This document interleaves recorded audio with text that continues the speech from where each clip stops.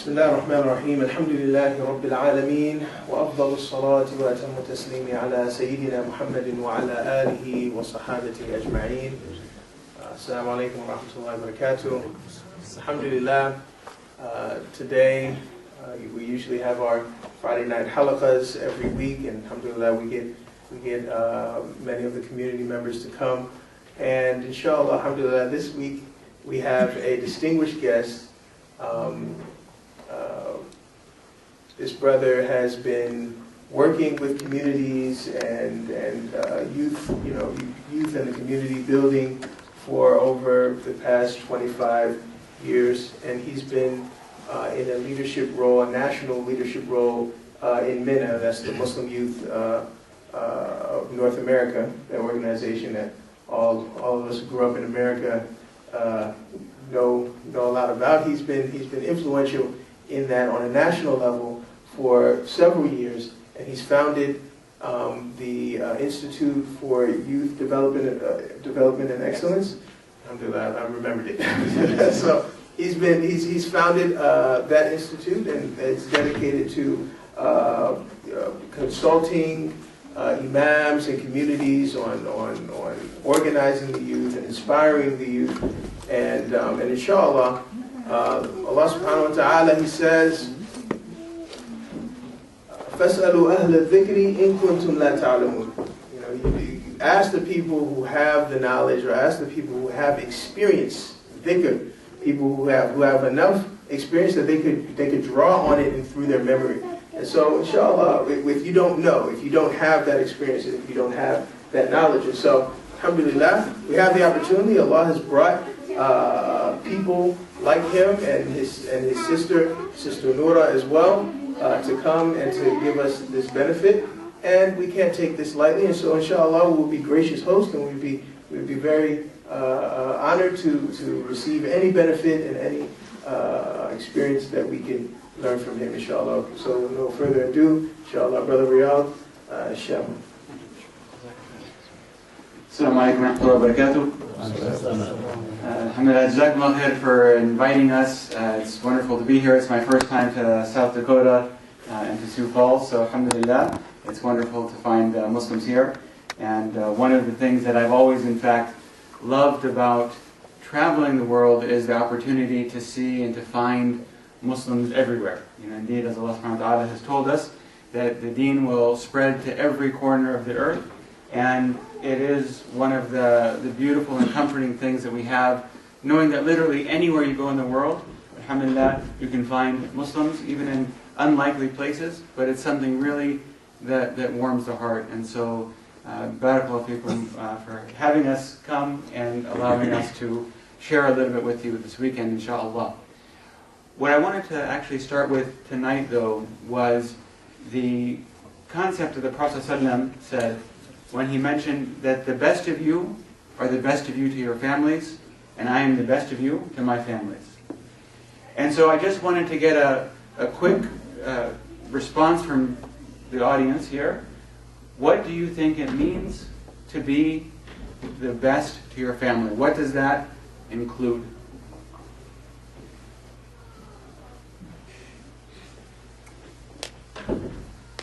Hopefully this isn't a stumper, because we've got a lot of groundwork to catch up on if it is. Being a good example. Okay, to be a good example for families. What else?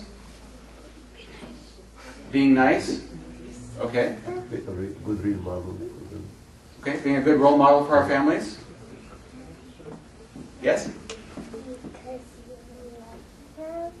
Okay, to love them. That's excellent, Barakallahu Fiki, because that's something a lot of times we miss. That it implies that we have a love for our families. Okay, what else? Sisters in the back, you can raise your hands too. Yes? To respect them. Okay, good, to respect them. And that's something that's excellent because we need to keep in mind that when we're talking about respect, it goes in every direction. Right? It's not just, hey kids, respect me. I'm your parent. I'm older. Respect me. Right? It has to go both ways. And in fact, one would argue that it has to start from us setting that example, that we have to respect our children. Okay, what else?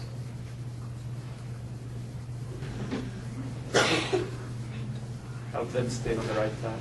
Okay, excellent. Help them stay on the right path. And this comes into this idea of protecting our families. Part of this, and this, again, all of these things are really things that every one of us in the family, we need to internalize. These things aren't directed only at one person in the family. Oh, the Prophet ﷺ is saying that I'm the best of you to my family. He's giving that example. But he's saying the best of you are the best to their families. So this is a statement that means everybody in the family has this responsibility. Each one of us in our role in the family, whether it's the child, the parent, the spouse, a sibling, brother or sister, grandparent, grandchild, each of us has to be the best to our family. Each of us have these responsibilities that we're mentioning, of being that good example, of having that respect, and of protecting our families. Now, that way that protection might look, for example, can come in different ways. We might say that if I'm protecting my family as a man of the house, there's an aspect of physical protection, right? That I'm going to protect them from harm, from someone coming and attacking my family, that I'm going to stand and protect them. That's definitely one means of protection. But the brother also mentioned that we guide them to the right path. This is a form of protection. When we're guiding our families to the right path, when we're encouraging our families to be a part of the deen in a practical way, that we live it, this is a protection. Because we know this deen, living as Muslims, protects us from all of the corruption that's around us. And believe me, it is corruption. The things that we see outside that are not within the Islamic model of how to conduct ourselves and how to live is corruption. It looks shiny. It's packaged nicely. Right? Shaitan is an amazing advertising and marketing specialist. But nonetheless, it's still false. And it's still something that will bring us to destruction. So when we're talking about this, we're talking about protecting our family from this type of harm as well. We're talking about protecting our families from the harm that comes in an emotional or psychological way. What's an example of emotional or psychological harm? Yes? Devastation. Devastation? Okay. How might that look? How might somebody in your family cause devastation, emotional devastation, within the family?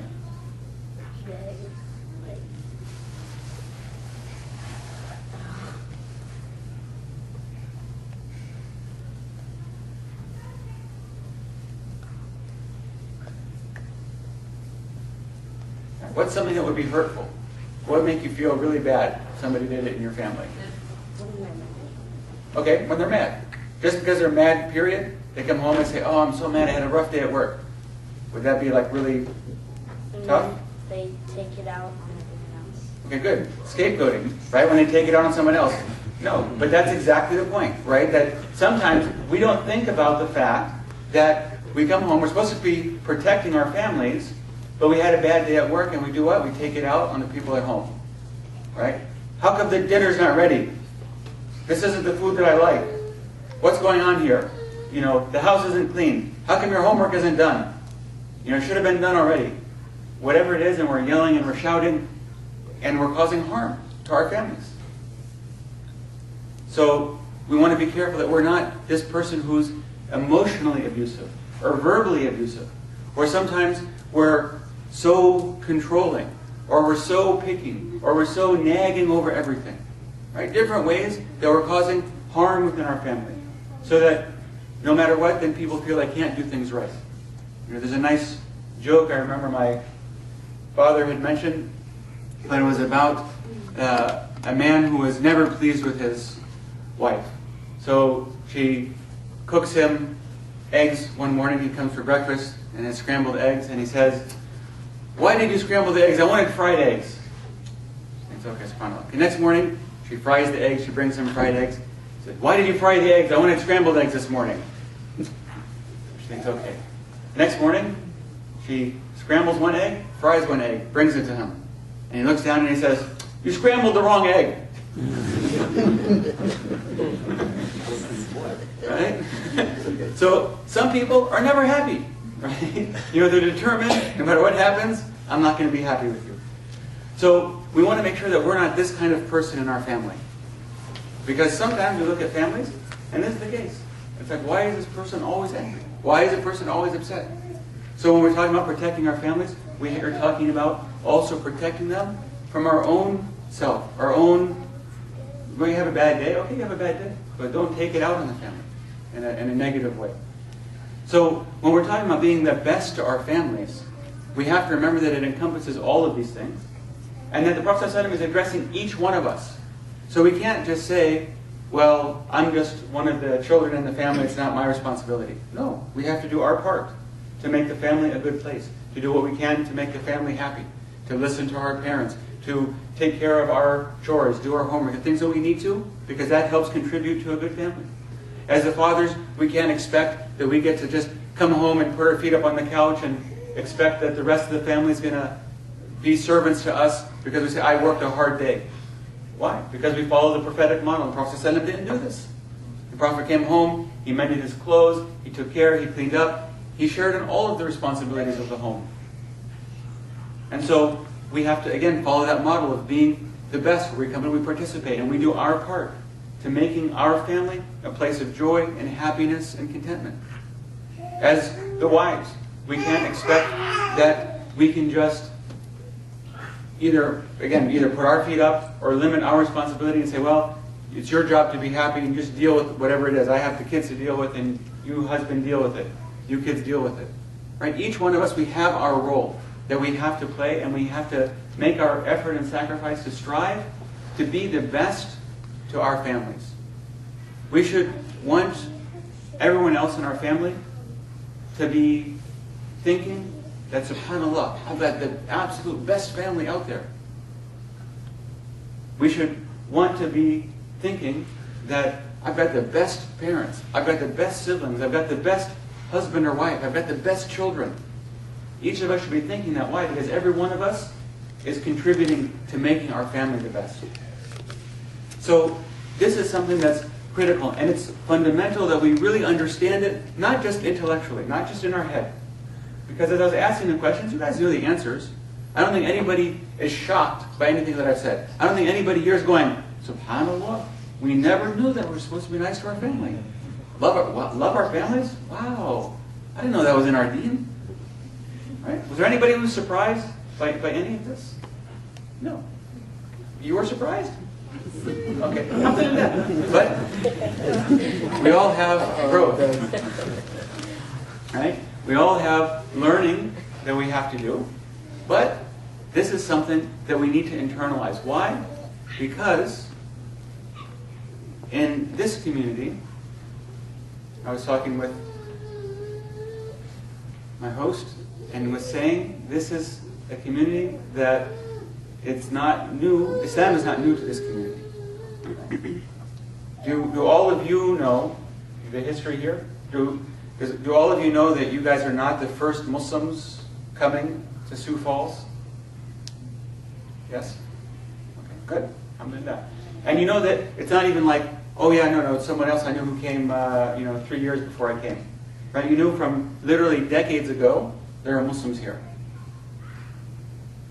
Now, what should be going through our minds then is, how is it possible that 50 years ago there are Muslims who came here, and yet we don't find any of their children or grandchildren?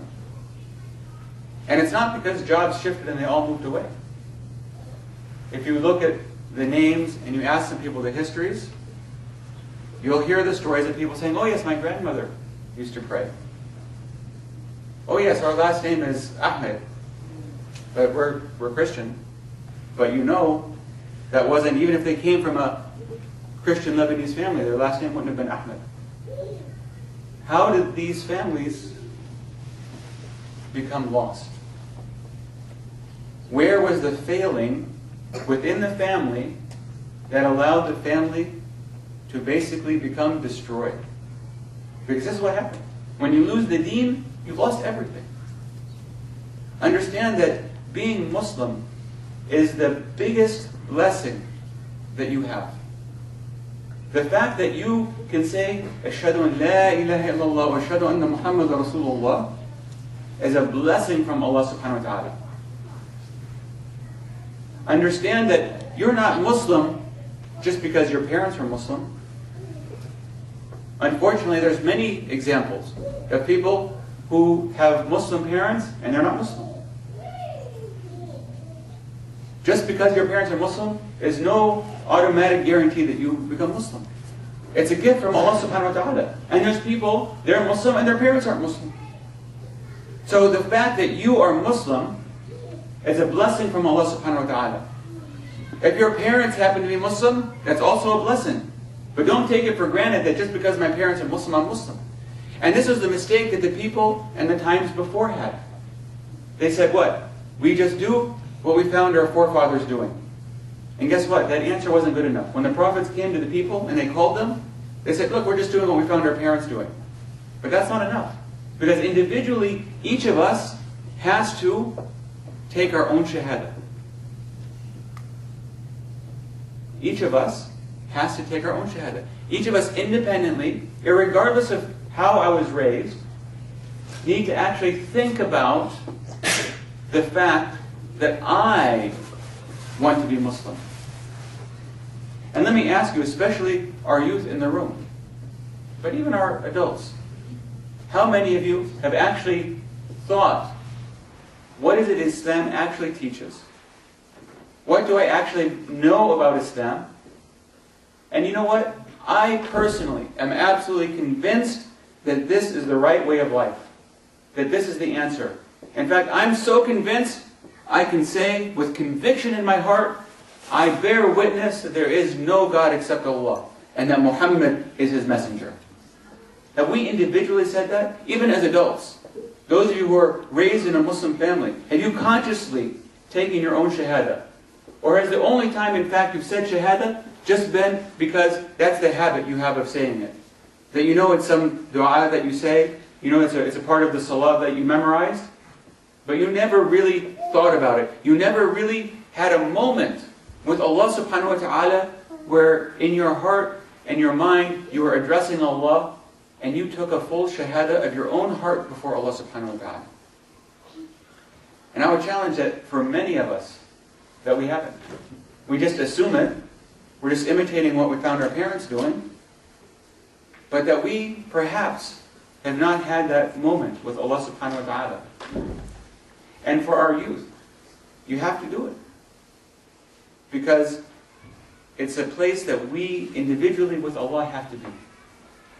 And just because our parents are Muslim, doesn't mean anything to Allah subhanahu wa ta'ala. When we're raised on the Day of Judgment, Allah's not going to say, but wait, your parents are Muslim? Okay, don't worry about your judgment, just go. No. Each of us individually have to do it. And so when we're talking about being best to our families, this is a part of it. Are we modeling Islam in such a way that our kids are saying, yeah, of course I'm Muslim. Duh, it makes the most sense. I mean, obviously, it's the most happiness, it makes the most contentment, we see the best results, we see the best character. Right? How many people became Muslim at the hands of the Prophet ﷺ just because of his character? Just because they saw his manner, how he dealt with them. The famous story about the Bedouin who came into the masjid and started urinating in the corner. Right? And all the Sahaba that were in the masjid at the time jumped up to go beat the guy up. As I imagine what happened now, some drunk guy comes in off the street and starts urinating in the corner on the carpet. We would probably be behaving like the Sahaba did at that time, jumping up, what the heck is going on? Who let this guy in here? What are you doing? And the Prophet ﷺ does what? He tells the Sahaba what? Sit down. Not only just sit, let him finish. Right? He doesn't even shout over to the guy, hey, hey, hey, take it outside. Right? He says, let him finish. And then when he's done, he goes over and explains to him, you know, look, this is a place of prayer, you know, do this here, etc. And subhanAllah, you see how it affected him. Because he saw what the other Sahaba were going to do. And so he does what? He says what to the Prophet ﷺ? Does anyone know? Hopefully. What does he say? اللهم ارحم الأعرابي ومحمد ولا ترحم معهما أحدا. Exactly. Oh Allah, have mercy upon me and Muhammad and none of the rest of them. Right? Basically, the hell of the rest of them. Ya Allah, have mercy on me and Muhammad. Why? Because, you see, look how harsh these guys are. Look how wonderful this person is. So he becomes Muslim right there. Why? The character of the Prophet ﷺ. Of course, then the Prophet doesn't just even let it slide. He corrects him in a good way. Say, no, don't limit Allah's mercy. Say, look, Allah's mercy is not for everybody. Right? You don't have to portion it out, two of us. Right? Be generous with Allah's mercy. Allah is generous. So it's this good character that we have. If we're modeling this for our children, of course they'll love to be Muslim. But how many, unfortunately, we've seen leave Islam? Why? Because Islam has become a tribulation, a trial on them, because of how people have implemented it. As if it's the harshness, if it's the meanness. The people who, you even just mention religion, and they cringe, I don't want to be part. Why? What horrible experience did you have such that you have this reaction? But it comes from us not internalizing being the best to our families. And that each of us need to ask ourselves, am I a cause for people to look at Islam and go, wow, tell me more about that. I want to know. Or are we a cause of people looking at us going, okay, you're what religion? Okay, good. Keep me away from everybody to do with that religion. And even Prophet made a dua. I said, yeah, Allah, don't make me be a test on people's religion. Right? In other words, don't let people see me and then I become their test for finding faith in Allah subhanahu wa ta'ala. Because we need to be that good example. We need to be the ones that are incorporating it. Because we have to look and see the example before us. The families that were here. And we're not saying anything about, oh, they weren't good Muslims or anything. But the real question is, how did they treat their families? What did they allow their families to engage in? Where did they allow those things to slide? Where did they say, perhaps, well, we just want them to fit in. Well, we don't want to stand out too much. Well, all of the things that shaitan comes and tells us to leave off parts of our deen. Well, that's okay. Don't worry about, make sure you don't stand out. Make sure you don't say too much. Make sure you don't, whatever the case is, until bit by bit, things go and they disappear. And it doesn't mean that we go the opposite, because shaitan loves to push people to extremes. So on one extreme, you have the people who want to say, look, just let everything go. Okay, ma'alish, don't worry about it, brother. It's okay. Just let it slide. And then pretty soon, everything is sliding. Right? The dress is sliding. The interactions are sliding. The company is sliding. The prayer then starts sliding. Everything starts sliding. And it's like, well, don't worry too much. And we have our deen in our heart. And then pretty soon, the heart is gone too. And you have nothing. And then on the other extreme, unfortunately, you have people who then want to be just super harsh about everything. And then they get caught up in the detail. Hey, what's wrong? Your pants are too short. No, now they're too long. Now your beard's not long enough. Now it's too short. And then everything becomes something too strict and harsh, and we become this person who's just looking to beat somebody up for something. And that's not part of the deen either, right? We have to come from that position of compassion, right? It's that prophetic model to say, hey, we want to help you grow. We want to be a source and a people who benefit others, who look to say, wherever you are, it doesn't matter. I'm not going to judge you for where you are, but I'd like to help you become a better person. That yes, we have certain standards. We're Muslim. Here's how we conduct ourselves. Here's the adab. Here's the behavior and conduct of Muslims. And so, especially when we're in the masjid, we're going to conduct ourselves in this way. But we're not judging when people come. So there's that balance. There can be a comfort in coming, even though we'll say, oh, please conduct yourself in this way. You say it nicely without judgment. And we're here to help you grow. We're here to help you become better. Because each one of us can do that. This is in fact the essence of the mentoring program that we do, and I'll talk more about that tomorrow, inshallah. But it's about this essence of helping people grow in a way that's healthy. In the way that the Prophet ﷺ helped people grow. Looking after the needs and the benefit of everybody. And being the best to his family as an example for us to be the best to our family. and to really live this deen in a way that's practical and in a way that makes us proud to be Muslim, and it makes other people want to be Muslim because they see something special of what we have. And what we have is the deen of Allah subhanahu wa ta'ala. So I'll just finish with that, and inshallah, maybe if there's any questions or comments from the audience, then please.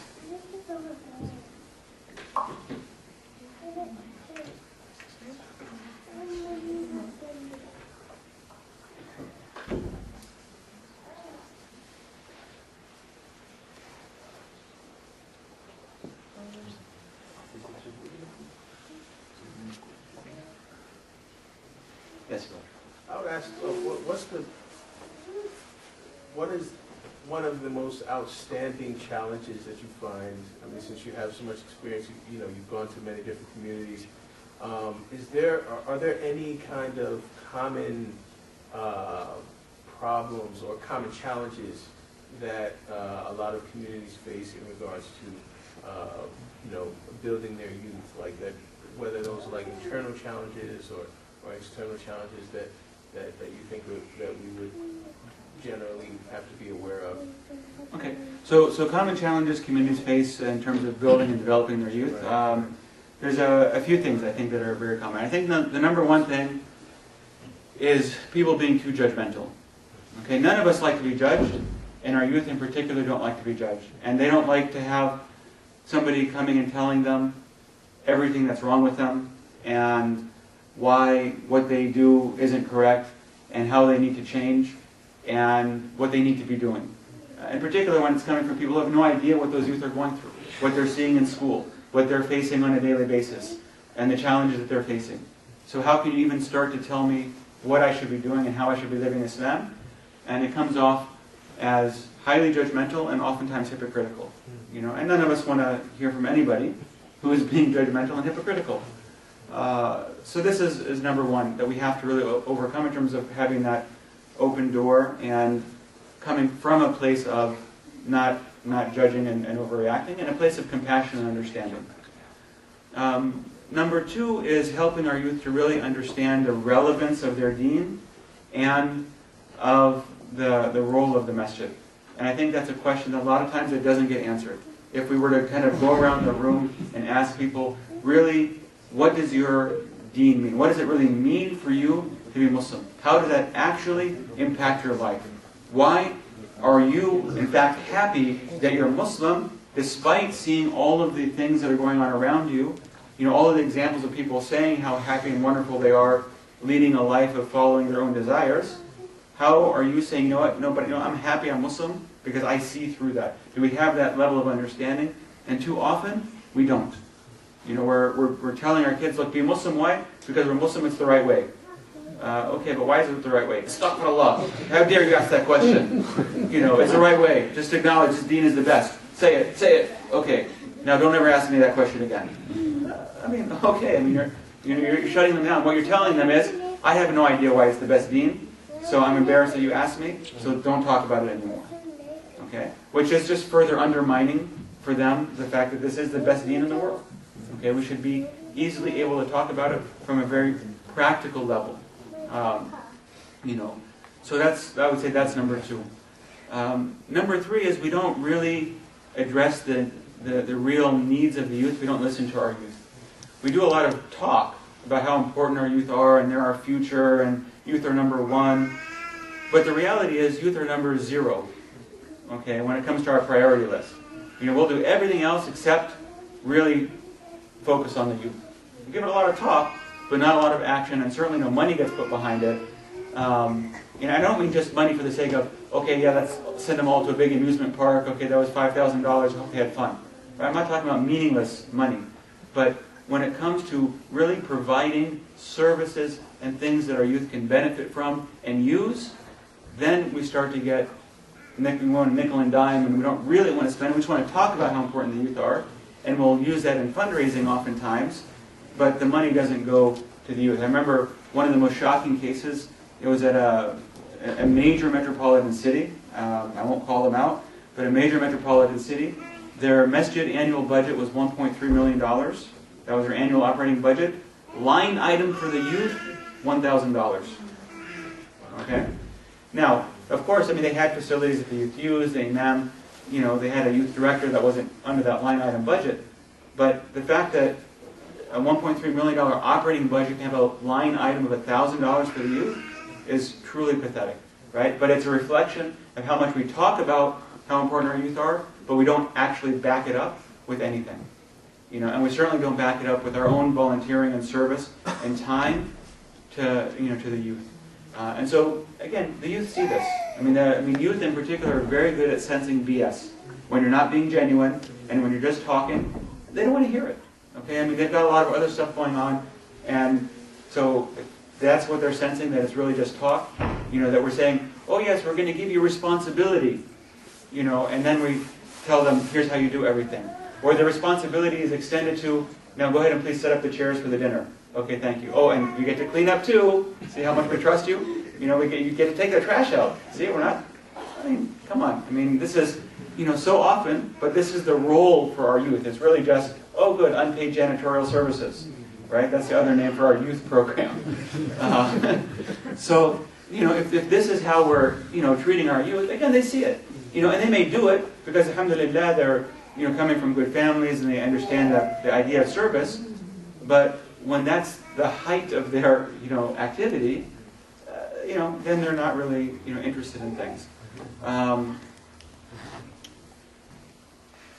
So I mean, I'd say really those are the kind of the main, you know, principal sorts of things. You know, so if we really want to build our youth, again, we need to have open door. We need to provide, you know, meaningful, you know, services, you know, for them. We're going to talk about this tomorrow, but I really believe that mentoring is critical because it gives an ongoing connection to our youth. They need to have other adults in their lives that they can, you know, really relate to and connect to. You know, most youth don't. And even if you have, as parents, even if you have a great relationship with your kids, there's still going to be times when they don't want to talk to you about something, right? And we want to make sure they're going to be talking to somebody, though, who will be giving them good and sound advice and help at that point in their life. So we need to be doing that, and we need to be creating a space for them in the masjid in a meaningful way. Yes, sister? How important do you think is a connection to nature and the outdoors? Connection to the nature and outdoors, I believe, is essential for our youth to have. It's something that Allah subhanahu wa ta'ala tells us over and over in the Quran, you know, to cast your gaze out, to look at the creation of Allah subhanahu wa ta'ala.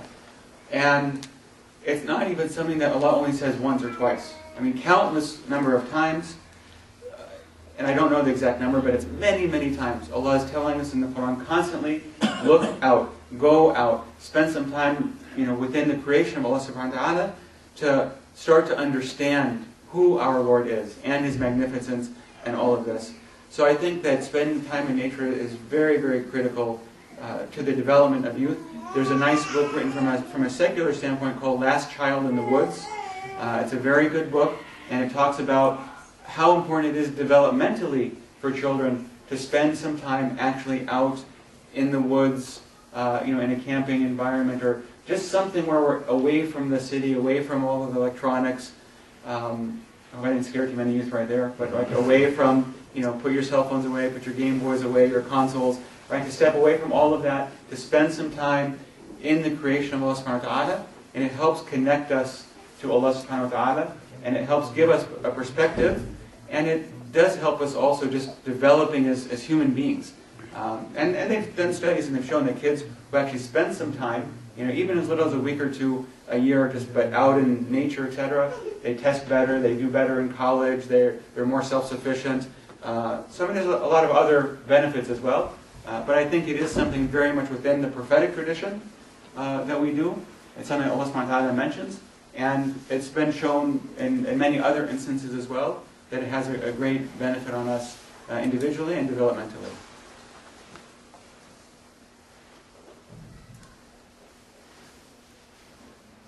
Yes.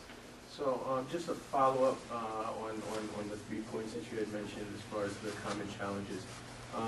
2 things really stood out for me from what you just said was the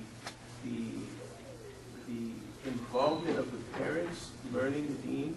Mm-hmm. It's something like, you know, because I grew up, you know, in the States as Muslim, and also with, used to teach in Toledo Islamic Academy, and they actually mention your name a lot there. They were really impressed with your work.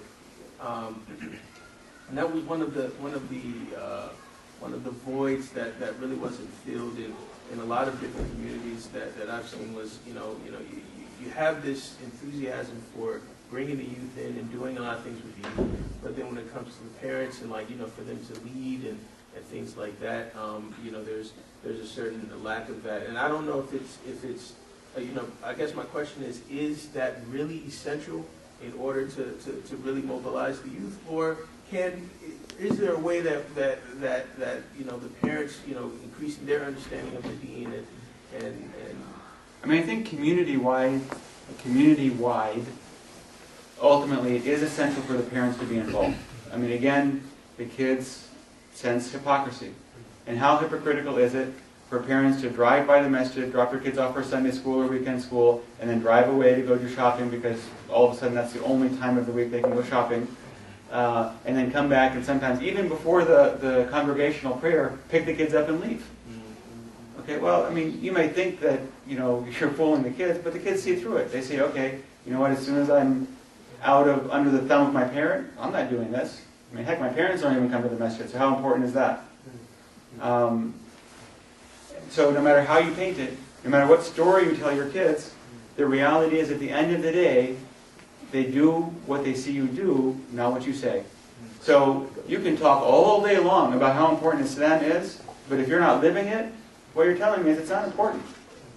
One of the things that I've seen that I found most tragic, and I've seen this happen a lot of times with mini camps and other youth events, that parents are always talking the hype about how Islam is number one, and all the splash that goes along with how great Islam is at number one. Muslim, yeah, thumbs up, mashallah, good, Islam, yeah, Muslim, right? And it's this sort of a behavior and attitude. But the reality is what? Okay, Mom, Dad, there's a Muslim camp coming up. We're going to spend a week with other Muslims, and we're going to hear some good speakers, and we're going to have a chance to connect with other Muslims. It's going to be awesome. I want to go. Okay, how much is it? It's $320. What? No way, man. I'm not spending that kind of money. Forget it. You're not going. Okay. Hey, Mom and Dad, there's a math camp coming up, and we're going to get to go to D.C., and it's going to be $1,500. Okay, where do I write the check? Right? Oh, so if it's academics and non-Muslim related, where do I write the check?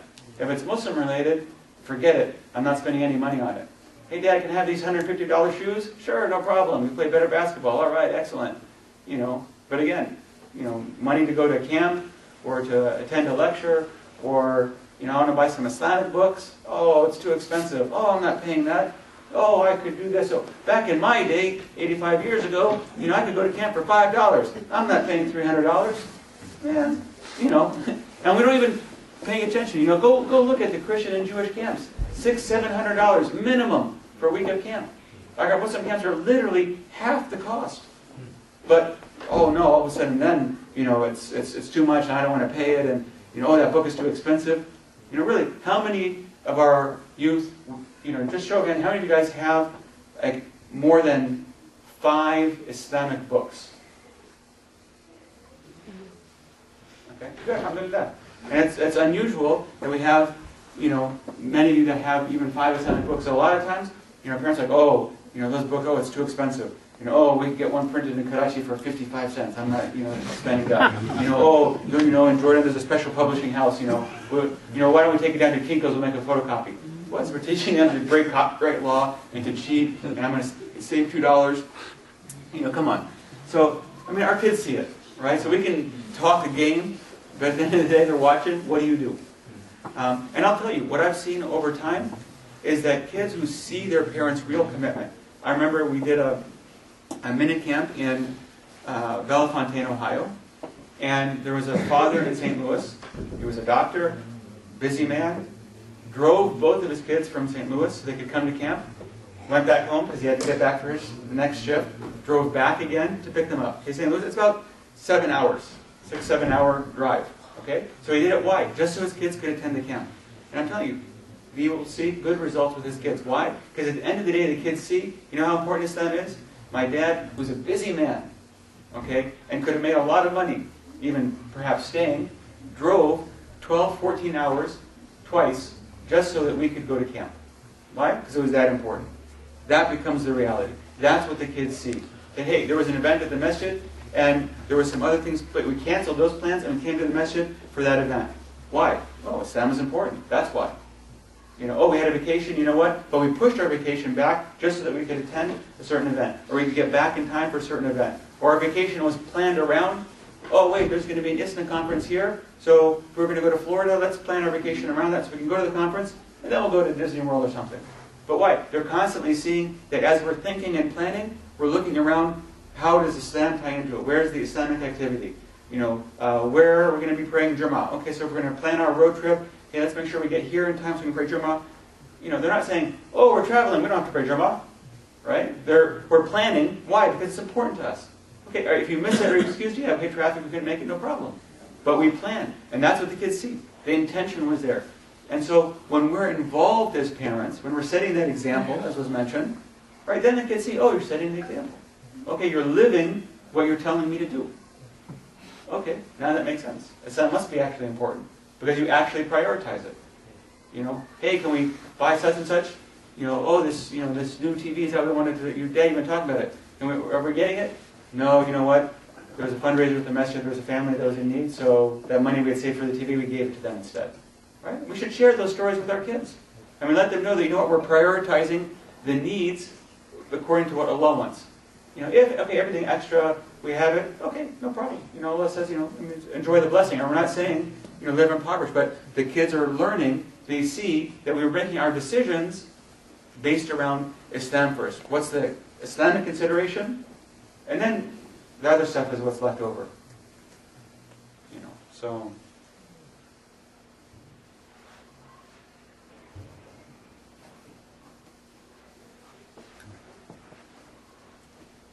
I guess I'm asking all the questions today. I don't get the chance to sit in the crowd, so I'm enjoying this. You know, because we have a youth committee and a youth you know, dedicated to, you know, trying to organize and mobilize the youth.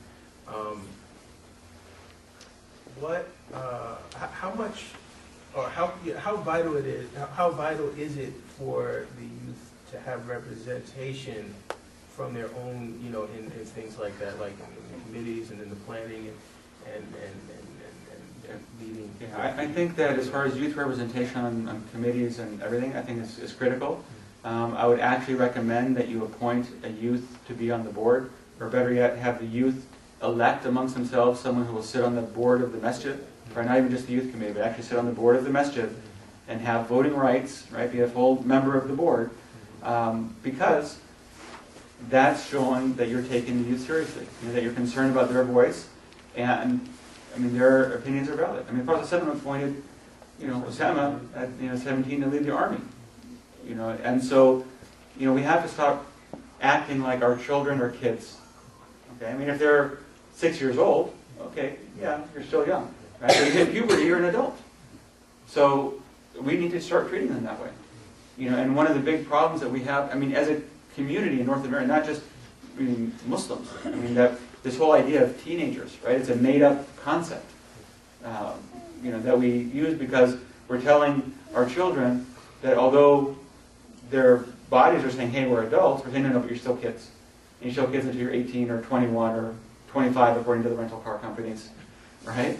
That you know, and so we have people that are 25 and 30 and 40 that still act like big kids. Why? Because they've been treated as kids for so many years, although they were adults. They've just fallen, they've regressed, literally. And so they don't learn responsibility and everything else. You know, so, you know, I mean, some of our parents, you know, become shocked if we say, you know, oh, if your 15-year-old wants to come and say, I want to get married, you know, most parents be like, ha, ha, ha, yeah, go take out the trash, right? I mean, right? We don't take them seriously.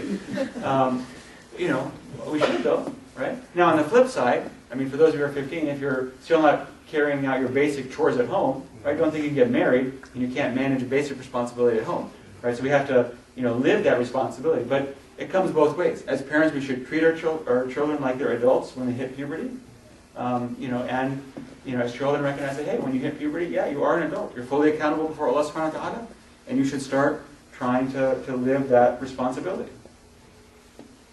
But yes, they should be on the board, they should be on the committee, and they should have a voice. Because after all, theoretically it's for them. So, who better to know what their needs are and what they'd like to do than the youth themselves? Yes? What if you did all that and the child is still embarrassed about being announced as a Muslim in front of the school, teacher, or what can you do? Yeah, so what can you do if the child, if you've done everything sort of as it were, and the child is still embarrassed to be singled out as a Muslim? So I think there's two things. Number one, I think it's very important to make sure that the child in fact really understands what their deen is and why this deen is in fact the very best way of living. A lot of times embarrassment comes because we feel like we don't actually have the best way of living our life. But teenagers don't want to listen, so is there anything else you can do? I would disagree with that. Okay, that teenagers intrinsically just don't want to listen. I think a lot of times they aren't listened to, and so they reflect that back in terms of just reflecting back attitude. Not to say that there's not exceptions to some cases, but in general, I think if we are treating our children with respect, we're engaging them, we're showing that we're willing to actually listen to them and to understand them, to see where they're coming from. And part of what we'll do tomorrow as well, inshallah, is an active listening scenario to reflect on whether or not you're actually listening and understanding what they're saying, or if we're just trying to lecture them and tell them, well, here's the way it is, and I really actually don't care what you want to say, but here's the way it is. But I would say that number one is that we do need to make sure that they really have a deep understanding of why this deen is in fact the best deen. They should be able to explain, for example, to their peers why dating is a bad idea, irregardless of whether you're Muslim or not. Why is dating a really bad idea? Why is it destructive to society to have a system where you say anybody who wants to date can just date each other? Okay, there's purely logical reasons to go through and say, look, here's why dating is just a really bad idea.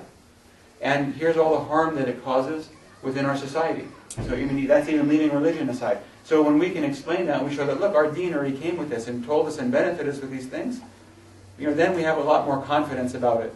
So that's number one. Number two is to recognize that in terms of boldness, some people are just more shy than others. Right? So it could be still that even knowing that, maybe the child doesn't really want to be one of those people who just stands up to say, this is it, and this is the deen, etc.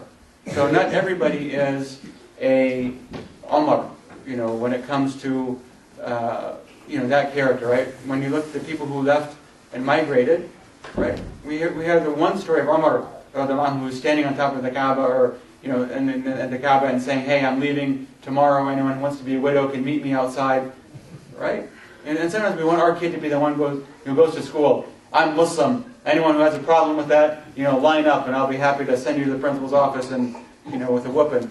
This is not, all of them. So not all of our children necessarily have that, boldness, if you will, and so it's difficult. So, I think we have to come from that perspective as well, to address, okay, maybe they want to keep things quiet, but at least if they have that internal pride of being Muslim, even if they maybe don't want to, announce it, to everybody. And the other part of that's going to be. But I didn't mean it in general. I meant even if you're praying and they just are so embarrassed that they want to take the headscarf off as soon as the prayer is done, or less than bigger. Yeah, honestly, with those things, it's a matter of really engaging with youth to find out where that's coming from. Okay, because every behavior and action is rooted in something, at a deeper level, right? So there's a question that would come up as to, why do they feel that way?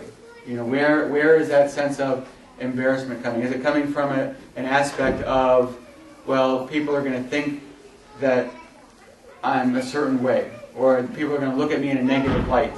So then there's this aspect of, okay, other people's opinion, And then that becomes the issue to address, right? How do we conduct ourselves in a way where we're not constantly being ruled by other people's opinion? Because that's also a path of destruction. If we're always concerned about what the people are going to say, then invariably, again, it leads to self-destruction. Because there's always going to be something that people are pushing us in a certain way. But the other thing is to recognize that every one of us is affected by peer pressure. Okay? Because when we accept the fact that me, you, everyone here, we're affected by peer pressure, so then what we have to do is realize that, I need to start surrounding myself by positive people. Right? Let me be affected by the peer pressure that says, oh, I better pray because it's time to pray and everyone's going to look at me bad if I'm not praying. Right? Then I'm using peer pressure in a positive way. Maybe I'm weak in an area when it comes to, wanting to smoke, for example. But if I'm constantly surrounded by people who are, not smoking, and they would look down on me if I smoked, so then I'm going to use that positive peer pressure to stay away from the things that I shouldn't. That might be, a solution for somebody to say, well, if you have this level of embarrassment with this crowd of people, maybe you need to start shifting your crowd so that you can be with the people who encourage you or give you strength in an area that you have weakness. And we all have weakness, right? So it's not to say that anybody here is all strength, right? We all have our area of weakness, and so we want to make sure that we're surrounding ourselves with people in our areas of weakness. So if I have trouble, for example, praying on time, I want to make sure that I'm surrounded by people who maybe Allah has blessed them where it's very easy for them to remember the prayer. And so that when I'm with them, I don't even have to remember the prayer because I know Ahmed's always going to say, hey, Red, hey, time to pray, let's pray. Okay, oh, good, yeah. Right? So I want to keep myself in that good company. And so that may be a solution for, for somebody who's still feeling that embarrassment.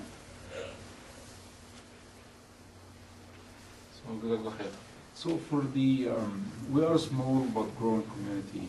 What do you think the advantages of this? And two, what do you think, how can we solve or overcome the, I'm not going to say the disadvantages, but the benefits that the bigger communities have to compensate for us here as a small community?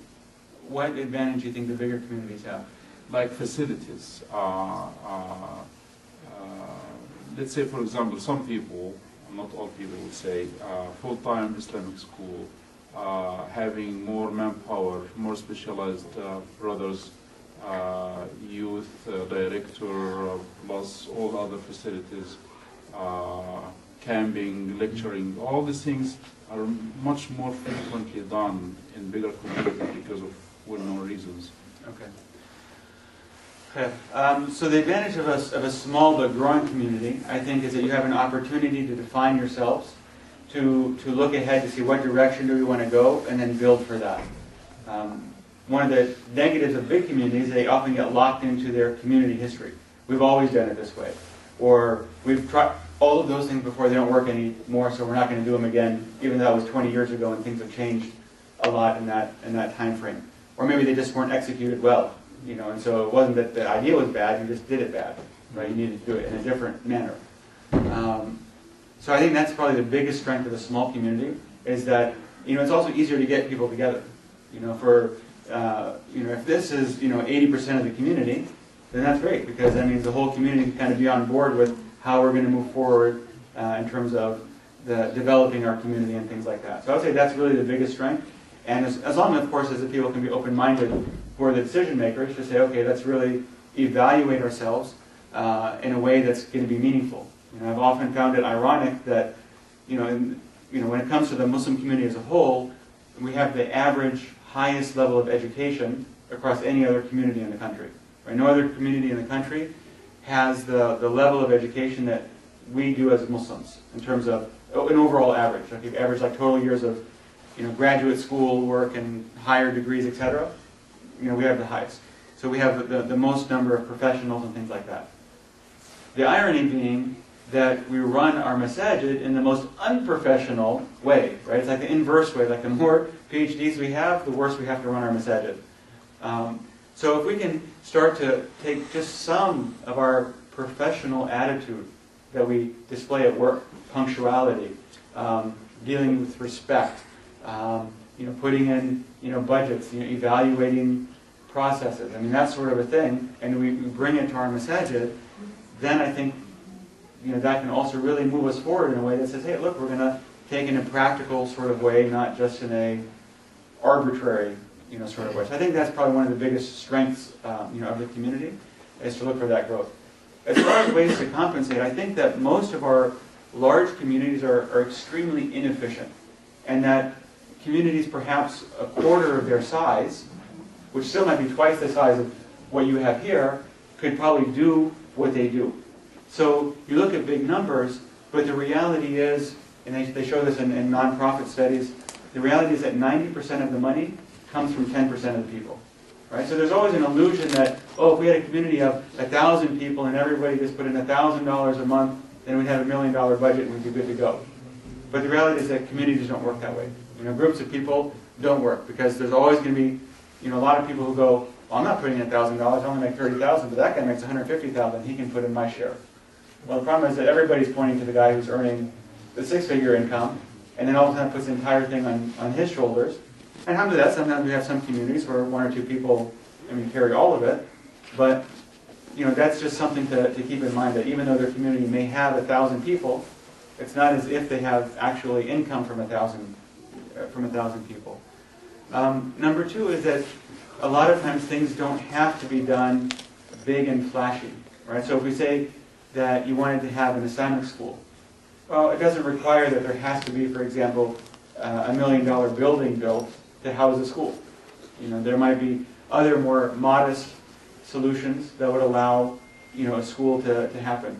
That doesn't mean that we have to have an Islamic school that follows exactly a model of a typical secular school. Right? That there are models of schooling that provide that you can do the same quality of education and better, but with smaller space and fewer teachers. Montessori style, for example. And there's other styles. I'm not necessarily advocating a particular one, but there's things that we can evaluate to say, how can we provide this quality of education for our kids in a way that still guards their deen by giving them a more Muslim environment, and we can supplement, for example, perhaps sports or other activities with other extracurricular things that are outside or that are available, so we can kind of meet all the needs that we want to have, still within a budget that we can afford within the community. Even just looking to say, hey, okay, down the road you want to do these things, so let's start investing. Right? It's incredible how few masajid actually have any sort of investment of their money. Okay, some have their extra money just sitting in an account, but only, I think, in a recent study, like a third of masajid actually have their surplus money invested. And invested doesn't even have to be in the market or whatever. But for example, like, I don't know, do the Muslims here own this strip mall here? And if so, why not? Why don't they own the strip mall and earn rents from the other shops and businesses that are here? Right? And if we start thinking that way, then we say, oh look, then we've got income coming in, and then we can do our own expansions and things like that. So just kind of thinking outside the box to say, here's what we want to do, and here's some mechanisms that we can get, that we can use to arrive at that sort of a thing.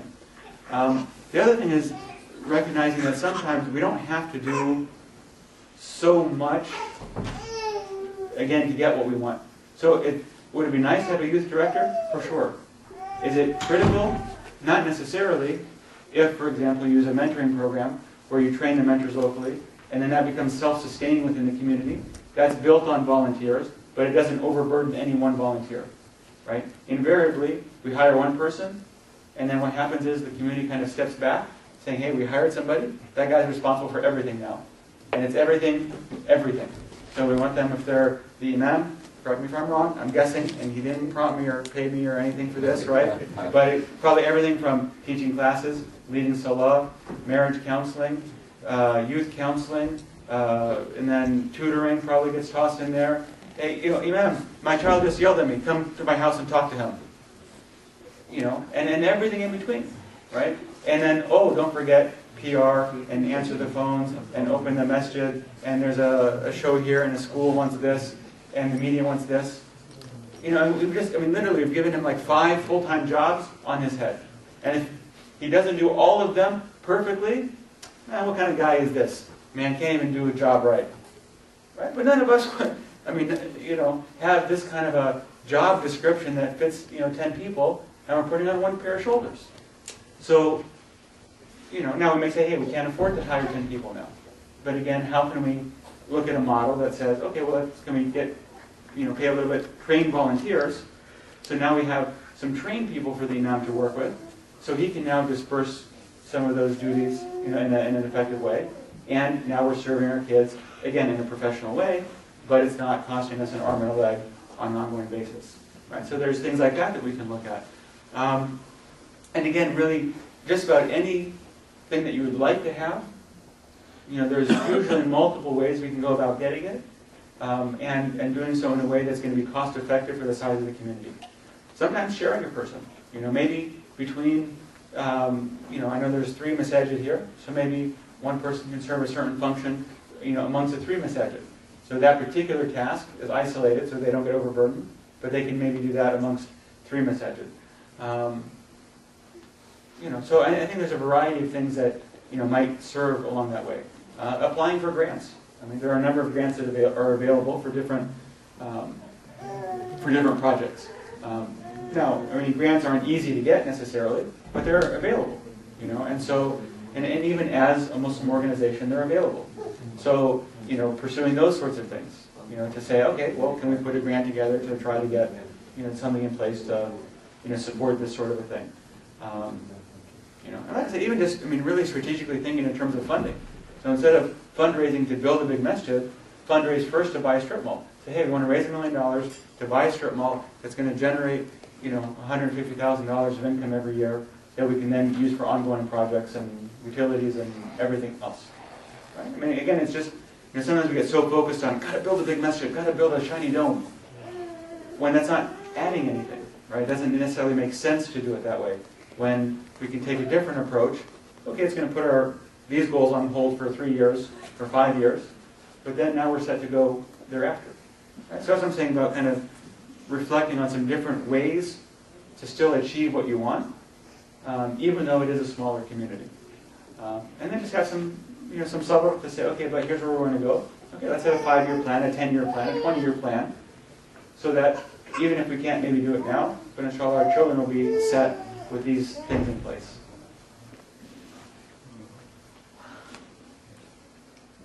Yes? Another question. I haven't seen a lot, I haven't been around, obviously, anywhere near as much as you, so maybe you can give me some feedback as to how successful or effective or even practical it is to do something like, maybe start Boy Scout,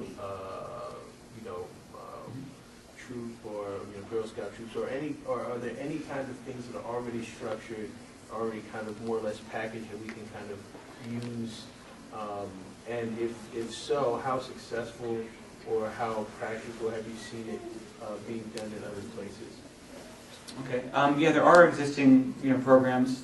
Boy Scouts, Girl Scouts are a good a good option. I've seen them used very successfully. Now that is dependent on having some parent volunteers. We talk about parent commitment and involvement. That's something that's critical. And most I see it fail is when parents see Boy Scouts as babysitting. Right? So don't drop the kids off. I have nothing to do with it, and then I'm going on about my way. And then the one person who's the scoutmaster gets again overburdened, and it becomes too much, and things fall apart. Likewise, if that is one more task added to the imam responsibilities, then again that becomes, it becomes too much, right? So it would be nice to do, but when you overextend yourself, again the problem is burnout, and then everything falls apart because then it's just one more thing you're not doing completely well, and so then that becomes a mark against you instead of for you, and that sort of a thing. So those programs are good, but we do need to have people who are willing to kind of take some ownership of those, and work them. Within MENA, potentially they would help try to identify an advisor, maybe help with a youth group or something like that. That's still something that's kind of in process. with them. Like with our mentoring program, we have youth programs that would go along with it as well. There's others, but they're more along the lines of like halakha discussion sort of thing, which honestly is typically not very interesting for most youth. Those that are kind of already at that level are probably already coming to some sort of halakha. But if you're really looking to bring in other youth and make things relevant, it needs to be something more hands-on, engaging, and interesting for them, and then let them kind of grow on their own into the halakha model, or just to impart the Islamic lessons and principles, through that particular program. So, I know Mass has some youth program ideas. Again, theirs is more, I think, halakha discussion based. Young Muslims based in England, also have some youth programs, so they have some materials that are available as well. So those are the main ones that I know of. You talked a little bit about defining a relatively younger community and having the opportunity to shape. And you also mentioned earlier about a balance, a middle way between everything goes, or they're basically Right. we're okay, or we don't want to implement too much, or also the other extreme, right? We don't want to be too harsh and stuff. Any comments or thoughts about those, like how to approach that in general? Yeah. So I think that it becomes very critical when we're talking about the idea of how do we build our message in terms of a small community that we can grow with, along that idea of the middle way, right? And that's something where I think from a policy standpoint, I think it's important that there be a policy of openness in terms of accepting people and not being judgmental as to where they are in their life, because again, that's how Prophet ﷺ was. He didn't condemn people, for example, for not wearing hijab, but he alternately praised women who did. Right? So there was a principle of not condemning on one side, but on the other side encouraging what is good and what is right. And I think that becomes the model that we need to found ourselves in, and especially since it's a growing thing, it can be kind of established as the mode of the masjid, where we're welcoming, but at the same time, we have a certain level of conduct. So, for example, in our work, there's a dress code, right? No one shows up to work, wandering around in their, thong bikini or Speedo, swimsuit. Why? Because there's a dress code at work. You can't even go into a 7-Eleven without shoes and shirt to get a service. So, there's no problem to say, hey, we have a certain code of conduct of how we conduct ourselves, but everybody's welcome. And so that becomes that balance point. Here's what we encourage. Here's a certain kind of minimum standard that we're going to ask that people observe out of respect. But at the same time, we encourage everybody to come, and we're not going to judge people, for where they are. And we want to help people be in a position of growth and development. And that needs to be a message that's kind of shared amongst the group, so that when people come in the door, they're not being greeted by somebody whose first goal is to get them to leave the masjid as fast as possible. There's too many cases of people where literally, they walk in the door. Remember a case of brother, a youth. He walked in, but he had tattoos and he had an earring on, and unfortunately he met that uncle, and basically the guy told him, "You're haram, like you are haram, get out," right?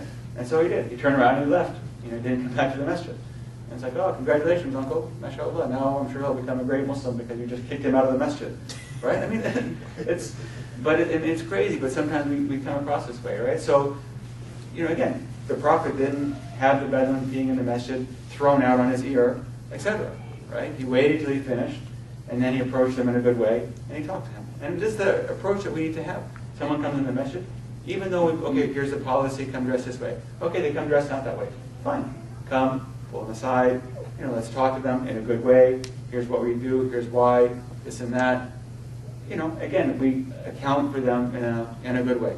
Maybe next time they come back and it's not quite enough. Okay, still gentleness and compassion. Because this is the prophetic model. Dealing with people with rahmah. And as was mentioned in the process, I mean, he was rahmatun lil alamin, right? The mercy for all mankind. And that's how we need to deal with our people. I think when it comes to establishing our masjid in that middle way, this is the approach we need. We need to adopt one of compassion first and foremost. Doesn't mean that we don't have standards. So the Prophet definitely had standards. He didn't, let things that were wrong slide, but he dealt with them in a compassionate way. And I think that's the sort of thing. We say, okay, what's our general code of conduct? Like any business, any company, here's a code of conduct. Language, you can't be cursing. Take your typical workplace code of conduct. Certain dress code, certain language code. Certain places that you have to adopt a certain tone and everything else. Okay, masjid no different. But we deal with the people in a compassionate way to educate them so that they can learn and grow with us, and then we all grow together. So.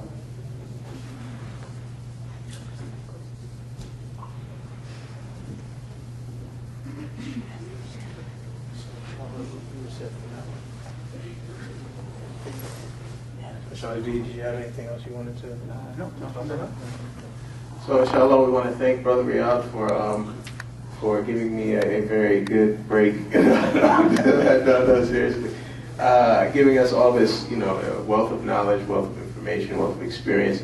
Inshallah, we're going to continue to benefit from him and his sister, inshallah, who we hope, inshallah, gets good rest today, and inshallah be up and ready, inshallah, tomorrow. And inshallah, we'll all be here today at 10. Tomorrow at 10 to Maghrib, inshallah. And inshallah, Jazakallah khair. We want to thank you for taking your time and coming out here and doing this for us. And Jazakallah khair again, inshallah. وصلى الله على سيدنا محمد وعلى آله وصحبه وسلم والحمد لله رب العالمين. سبحانك اللهم وبحمدك أشهد أن لا إله إلا أنت أستغفرك وأتوب إليك. I don't even know what to do when I'm not I'm doing that. Something like that.